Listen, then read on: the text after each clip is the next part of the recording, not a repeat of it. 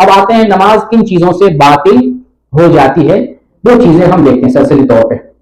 پہلی چیز، نماز کے دوران اگر گفتگو کرتے ہیں، بات کر لیتے ہیں تو نماز آپ کی ٹوٹ جائے گی، باطل ہو جائے گی. میں نے بتایا تھا حدیث پڑھ کے کہ جس وقت آپ تکبیر کہتے ہیں تو اس تکبیر کے ذریعے کچھ چیزوں کو آپ حرام کر لیتے ہیں، اور جب آپ تسلیم کرتے ہیں السلام علیکم کہتے ہیں تو کچھ چیزوں کو حلال کر لیتے ہیں. تو نماز میں داخل ہونے کے بعد کچھ چیزیں حرام ہو جاتی ہیں، ان حرام میں سے یہ بھی ہے بات کرنا، گفتگو کرنا. پہلے نماز جب شروع میں پڑھی جاتی تھی صحابہ کرام بات کرتے تھے، منع پتہ کو سلام کرتے تھے اور نماز میں بات چیت کر لیا کرتے تھے، پھر بعد میں منع کر دیا گیا. لیکن سلام کا جواب اب بھی لے سکتے ہیں نماز میں، سلام کا جواب نماز میں، لیکن گفتگو سے نہیں، اشارے سے دینا چاہیں تو دے سکتے ہیں اشارے سے، لیکن گفتگو نماز کے اندر ممنوع. تو پہلی چیز جس سے نماز باطل ہو جاتی ہے وہ کون سی چیز ہے؟ گفتگو، ہم کلام ہونا، بات چیت کرنا. دوسری چیز، نماز میں کوئی زوردار ہنسی قہقہا ہنسنے لگے تو اس سے نماز باطل ہو جاتی ہے. اچھا یہاں پر میں عورتوں کے تعلق سے بتا دوں، چونکہ وہ گھر میں نماز پڑھتی ہیں، گھر میں گفتگو ہو رہی ہوتی ہے، بات چیت ہو رہی ہوتی ہے، اور ایک عورت نماز گھر میں پڑھ رہی ہے، کسی کی بات کان میں چلی گئی، ہنسنے والی، ہنسی مذاق والی، گفتگو والی بات چلی جاتی ہے، تو ایسی صورت میں اگر عورت کھلکھلا کے ہنس دیا قہقہا کے ساتھ، نماز باطل ہو جائے گی. اب اس کو پھر سے نماز پڑھنا ہے. اسی لیے عورت کو نماز پڑھتے ہوئے بہت سمجھ کر مناسب جگہ کا انتخاب کرنا چاہیے. بچے بھی آتے ہیں، مرد بھی آ جاتا ہے نماز کے دوران، نماز سے کوئی سامنے سے گزر جائے گا، ہلہ و شور مچا رہا ہوگا، تو ایسی جگہ کا عورت کو انتخاب کرنا چاہیے نماز پڑھنے کے لیے جو بہترین. نبی صلی اللہ علیہ وسلم نے ایک عورت کو، جس وقت ایک عورت نے کہا اللہ کے رسول میں آپ کے ساتھ نماز پڑھنا چاہتی ہوں، تو نبی صلی اللہ علیہ وسلم نے کیا فرمایا کہ تمہارے لیے بہتر نماز گھر میں، اور پھر گھر میں بھی وہ جگہ جو سب سے آخری کونا ہو، اندر کی جو سب سے یعنی محفوظ اور جو کونے والی جگہ ہے اس جگہ نماز پڑھا. اور وہ عورت زندگی میں وہی نماز پڑھتی رہی. تو عورت مناسب جگہ اختیار کرے نماز پڑھنے کے لیے. اگر عورت نماز میں کسی کی بات سن کر، یا مرد ہی نماز میں کسی کی بات سن کر کھلکھلا کر ہنسنے لگے، قہقہا لگانے لگے، نماز باطل ہو جائے گی. اگر تھوڑی سی تبسم آ جائے، مسکراہٹ آ جائے تو اس سے نماز پر فرق نہیں پڑے گا. نمبر 3، بغیر ضرورت کے مسلسل حرکت کرنا. نماز میں اگر بغیر ضرورت کی حرکت کرتے ہیں زیادہ تو نماز آپ کی باطل ہو جائے گی. نماز میں حرکت مناسب، یعنی جیسے کہیں پر کھجلی آئے تو اگر آپ نے کھجلا لیا تو اس سے نماز باطل نہیں ہوگی، لیکن آپ ڈانس کی طرح یا کافی جو ہے زیادہ حرکت کرتے ہیں تو اس سے نماز باطل ہو جائے گی. یعنی کثیر حرکت، زیادہ حرکت کرنا، اس سے نماز باطل ہو جائے گی. چوتھی چیز ہے، نماز کے اندر جو ہے اگر نماز طہارت کو باطل کرنے والی کوئی چیز لاحق ہو جائے، یعنی آدمی کی ہوا، آدمی سے ہوا خارج ہو جائے تو اس سے وضو ٹوٹ جاتا ہے. تو طہارت کو جو چیز باطل کر دیتی ہے اگر وہ آ جائے تو آپ کی نماز باطل ہو جائے گی. یہ چوتھی چیز تھی. پانچویں چیز ہے قبلہ کا سمت بدل جائے، قبلہ کی سمت جو ہے بدل جائے تو اس سے بھی نماز باطل ہو جائے گی. ایک مسلمان کے لیے ضروری ہے، واجب ہے، فرض ہے کہ نماز قبلے کے رخ ہو کر نماز پڑھے، قبلے کی جانب ہو کر نماز پڑھے. اور کہیں تنہائی میں ہے، اکیلے میں ہے، قبلہ پتہ نہیں چل رہا ہے، پھر بھی اس کے اوپر ضروری ہے، واجب ہے کہ یقین کے حد تک لوگوں سے معرفت حاصل کر لے قبلہ کس طرف ہے، پھر نماز پڑھے. نماز پڑھنے یعنی اگر کوشش کے ساتھ نماز پڑھا ہے، اپنی کوشش بھر جستجو کیا اور نماز پڑھا، نماز کے بعد اگر معلوم ہو کہ نماز جو ہے قبلے سے تھوڑی سی مائل تھی، نماز مانی جائے گی، کیونکہ ایک آدمی کو اتنا ہی اختیار ہے جتنی اس کی طاقت وسعت ہے. لیکن اہتمام نہیں کیا قبلے کی تلاش میں اور نماز کے بعد پتہ چلا غیر قبلہ کی طرف نماز ہے، نماز باطل ہے، اس نماز کو اسے دہرانی ہوگی. اور میں نے بتایا قبلہ مشرق، حدیث میں ہے قبلہ جو ہے کیا ہے، مشرق اور مغرب کے درمیان ہے. تھوڑا سا اگر مائل ہو جائے تو کوئی فرق نہیں پڑتا ہے قبلے سے، لیکن یہ ہے کہ ایک مسلمان نماز کے لیے قبلہ رخ ہو، یہ ضروری ہے. چھٹے نمبر کی چیز ہے نماز کے دوران کھانا اور پینا. جیسے پاکٹ میں کچھ ہو، فسفس ہو یا کوئی اور چیز ہو، لیکن جو ہے ڈالنے لگے منہ میں. کچھ آدمی کی عادت ہوگی، عادت سے مجبور ہوگا، منہ میں ڈالنے لگے، کھانے لگے گا تو نماز اس کی باطل ہو جائے گی. کوئی آدمی ایسا ہے جو کھا کر کے نماز میں گیا، جیسے سموسا کھا کر، کچھ لوگ رمضان میں مسئلہ کچھ رہتے ہیں، سموسا کھائے اور وضو پہلے سے تھا اور نماز میں چلے گئے، ابھی دانتوں کے اندر ریشے ہیں، اس کو چبا رہا ہے، وہ لذت اندوز ہو رہا ہے، نماز پہ دھیان کم اور ذائقہ اور ٹیسٹ لینے میں اس کا دھیان ہے، نماز باطل ہو جائے گی. اس طرح سے آپ جو ہے چبا رہے ہیں، کھا پی رہے ہیں، اس والی بات نہیں، یہ دین کا مسئلہ ہے.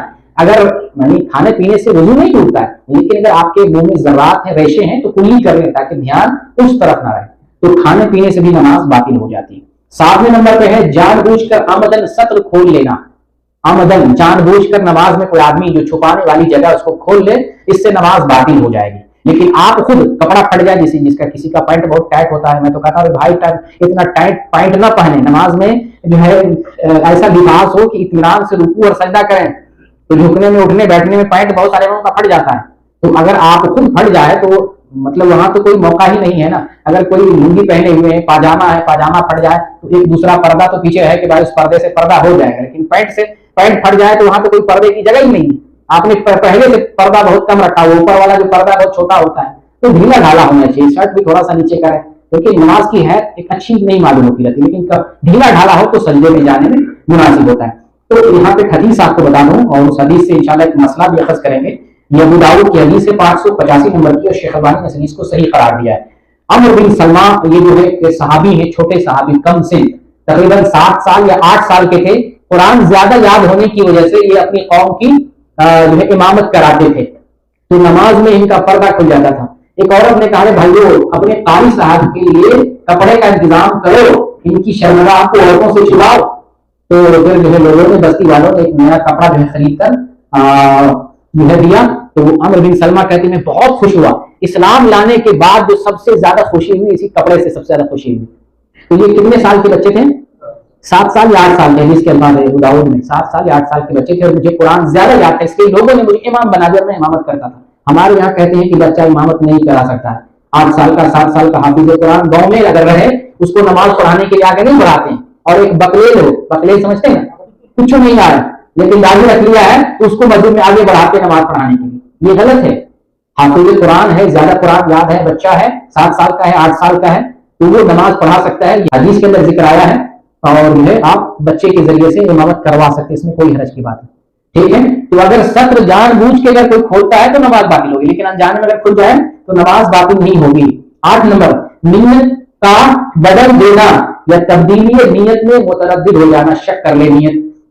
एक आदमी नमाज में चला गया, एक नमाज की नियत कर ली, जैसे अभी मगरिब की नमाज पढ़े, कोई आदमी मगरिब की नमाज से नमाज में गया नियत करके, नमाज में जाने के बाद दूसरी रिकत में, तीसरी रिकत में अब वो नियत कर लेगा कि नहीं असर की नमाज हमारी छूटी हुई थी, असर की नमाज अब पढ़ेंगे, असर की नियत कर लेता है तो नमाज बातिल हो गई। नियत आपने चेंज कर लिया, अब ना आपकी असर की नमाज होगी ना आपकी मगरिब की नमाज होगी, क्योंकि असर की नमाज के लिए लाजिम है इब्तिदा में नियत करे, और आपने इब्तिदा में असर की नमाज के लिए नियत नहीं की, और फिर असर की नमाज हुई, और फिर जो है मगरिब में आपने नियत जो है तीसरी या दूसरी रिकत में तब्दील कर ली, नियत तब्दील करने के बाद आपकी नमाज बातिल हो गई, तो ये मगरिब की भी नमाज नहीं हुई और असर की भी नमाज नहीं हुई। इसलिए यकीन के साथ एक नमाज में नियत के साथ, नियत का मामला बड़ा अहम है, नमाज का इबादत का दारोमदार नियत पर होता है, इसलिए नमाज इब्तिदा में नियत सही करके नमाज में दाखिल हो।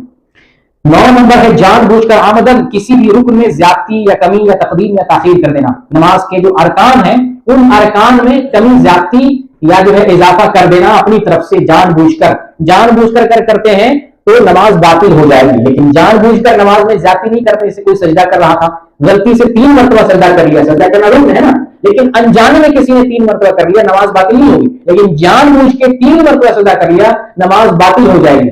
एक किस्सा जो ये सूफी लोग किस्सा बयान करते हैं ना, कबर पुजारी लोग, कि हमारे फला सूफी जो है सजदे पे सजदे एक वाकया बयान करते, फला हमारे ताजुश शरिया थे और फला गौस थे, वो मगरिब की नमाज पढ़ने लगे, सजदे से उठे, सजदे में गए, सजदे से उठे, सजदे में गए, सजदे से उठे, सजदे में गए, वो लगातार मार रहे हैं सजदे, ऐसे लगता है इनके बाप ने फैक्ट्री खोली हुई, नमाज अपने घर से इजाद कर रहे हैं, सजदे की फैक्ट्री खोली हुई।